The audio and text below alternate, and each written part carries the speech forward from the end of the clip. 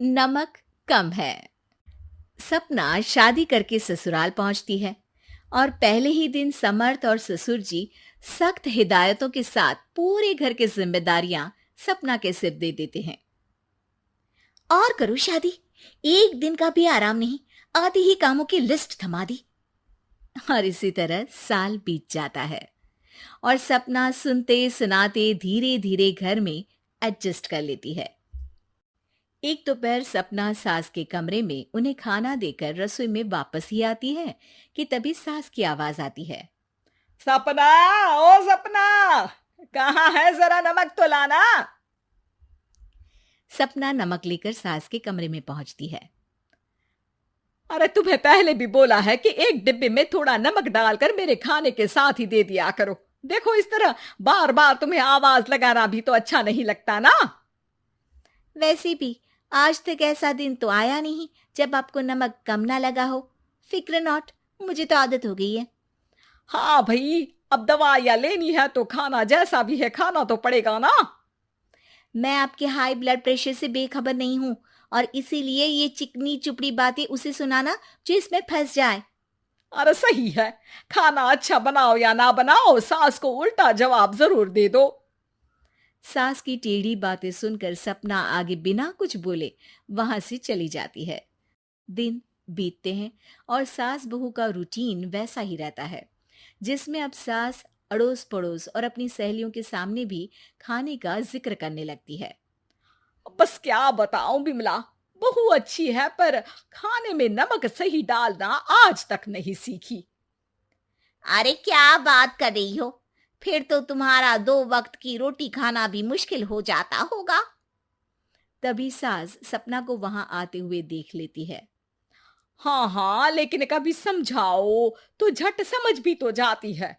अब देखो, जैसे अभी सपना बेटी को मैं बताऊंगी कि कल उसके ससुर जी और मेरी शादी की सालगिरह है, हमारे लिए ये बहुत ही स्पेशल दिन है, तो मेरी बेटी अपने आप हमारा मनपसंद चटपटा खाना बना देगी। ऐसे किसी बात को अनसुनी भी नहीं करती। हाँ बिमला, तुम भी खाने पर आ जाना। सास का उनकी सहेली के सामने ऐसा बोलने पर सपना इनकार नहीं कर पाती। अगले दिन बिमला ठीक डिनर के समय वहां पहुंच जाती है जहां सपना ने आज सारा चटपटा खाना बनाया होता है। अरे वाह सपना, क्या बढ़िया खाना बनाया है। हाँ हाँ बहू, खाना तो बहुत ही स्वादिष्ट है।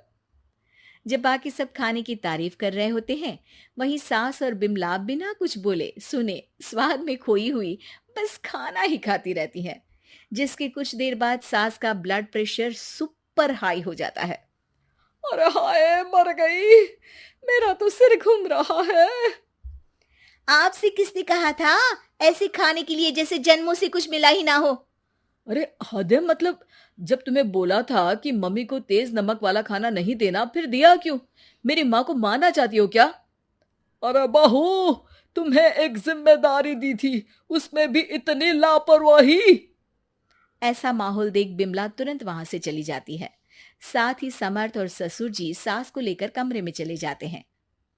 ये सही है, सहेली के सामने बोली हुई बात भी मनवा ली और तबीयत खराब करके मुझे डांट पड़वा कर ऐसे चुप हो गई जैसे मुंह में जुबान ही ना हो। इसके बाद सास की तबीयत तो ठीक हो जाती है, लेकिन अब सपना पहले से भी ज्यादा सतर्क रहने लगती है, जिसमें खाना पहले की ही तरह नमक की कमी के साथ बनता रहता है, जिससे सास भी सच पता होने पर सपना को ताने दिए बिना रह नहीं पाती। अरे बहू, वैसे तो खाना सही बना है, लेकिन सब्जी में नमक कम होने की वजह से रोटी खाने में स्वाद ही नहीं आ रहा। अगली बार जरा ध्यान रखना। आपके नमक का ध्यान रखते रखते ऐसा लगता है किसी दिन मुझ में ही नमक की कमी ना हो जाए। तो फिर सही नमक डाल दिया करना। हाँ हाँ, जिससे आप दोबारा हाई ब्लड प्रेशर करके उस दिन की तरह सबसे मुझे डांट पड़वा सको। अरे जो भी कहो, उस दिन खाना बड़ा स्वादिष्ट बना था। इसी तरह एक बार फिर दोनों के बीच नोकझोंक शुरू हो जाती है, जिसके चलते समर्थ वहां आ जाता है। सपना, तुम हमेशा माँ से लड़ती क्यों रहती हो? अरे, मैंने क्या बोला? मम्मी जी अपने आप ही कुछ ना कुछ बोलती रहती हैं। अरे वो बोलती है तो तुम चुप क्यों नहीं रहती? अब समर्थ सपना पर गुस्सा करने लगता है, जिसे देख सास बीच में बोलती है। ये घर में हम दोनों के बीच की बात है, तू इसमें पढ़कर बहू पर गुस्सा क्यों कर रहा है? इस पर समर्थ वहां से चला जाता है। क्या बात है, आज तो आपने मेरी तरफदारी कर ली, वो कैसे? अरे फीका खाना खिलाती है, इसका मतलब ये नहीं कि बहू से दुश्मन बन गई है, और उसके लिए भी सिर्फ मैं ही बोल सकती हूँ और कोई नहीं। ओहो, आज तो सास बहू में बहुत प्यार जग रहा है। अरे तो फिर आपके पेट में दर्द क्यों हो रहा है? तुम कुछ ज्यादा ही उल्टे जवाब नहीं दे रही, कभी समर्थ कभी मैं। अरे तो फिर सुन क्यों रहे हो, यहां खड़े रहकर जाओ ना।